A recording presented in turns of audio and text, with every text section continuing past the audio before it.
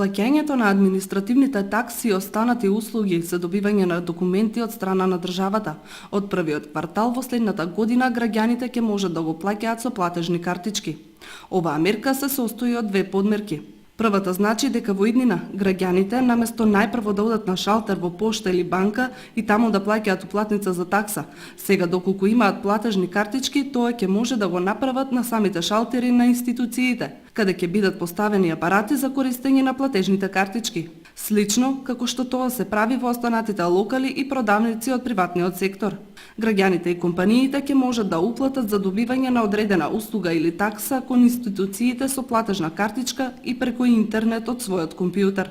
Тие ќе треба да ги пополнат податоците, да кажат за која услуга аплицираат, да извршат трансфер и ќе добијат верификационен код. Овој код кој е потребен за добивање на услугите, граѓаните кои ќе одат во институциите ќе го покажат, службеникот ќе го провери и ќе ја изврши услугата.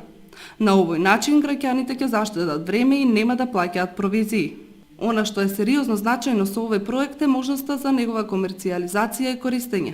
Од овие податоци информатичките компании ќе можат да прават специјализирани апликации од разни области и истите да ги продаваат на корисниците на мобилната телефонија и мобилните оператори.